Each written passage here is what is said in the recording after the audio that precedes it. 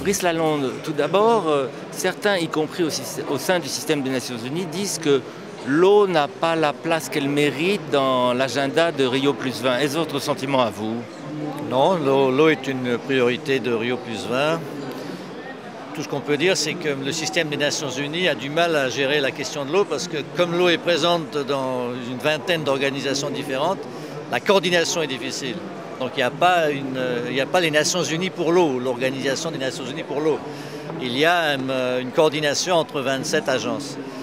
Mais pour Rio+20, non, c'est une des priorités. Et d'ailleurs, à tel point que maintenant, on appelle ça le nexus, c'est-à-dire que l'eau est présente partout, dans toutes les priorités, c'est-à-dire l'énergie, il faut de l'eau pour l'énergie, la nourriture et la sécurité alimentaire, sans eau, on ne peut rien faire pousser.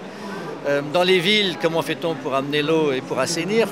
Et donc toutes les priorités de Rio, en plus de la priorité eau, comportent de l'eau.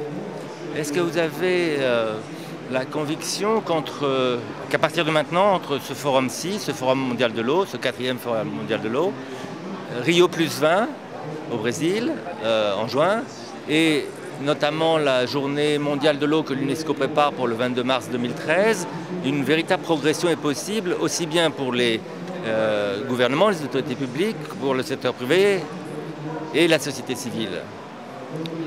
Oui, je le pense.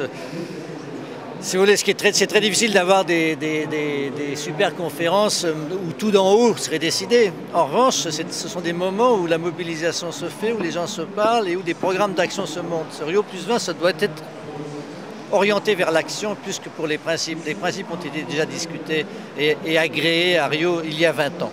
On sait à peu près ce qu'il faut faire. Alors maintenant, faisons-le. Donc Rio+20, c'est ça. Montons des partenariats entre les villes, les entreprises et les États pour aller plus loin. Si on dit par exemple accès universel à l'énergie et à l'eau, allez, dans chaque pays, regardons comment on peut faire. Qu'est-ce qu'il reste à faire, comment le financer et par quoi on commence, quel est le programme et en combien de temps on va le faire. Donc c'est très pratique. Enfin, avez-vous le sentiment de retrouver aujourd'hui les thématiques pour lesquelles vous revendiquiez il y a plus de 30 ans en tant que militant écologiste, et de voir ça avec le même point de vue, un autre point de vue, une autre position certes, mais qu'est-ce qui a changé pour vous? Oui, c'est merveilleux, c'est du miel pour mes oreilles ici. Tout le monde dit l'économie verte, comment fait-on, etc. Oui, la prise de conscience maintenant est générale. Quand j'entends la Banque mondiale ou l'OCDE parler d'économie verte, je suis enchanté. Donc maintenant, tout le monde se met au travail. Il faut que c'est derrière nous, si vous voulez. Donc maintenant, la grande préoccupation, elle va plutôt se déplacer vers le social. Comment maintenant trouver un monde équitable? Je veux dire, l'économie verte, parfait.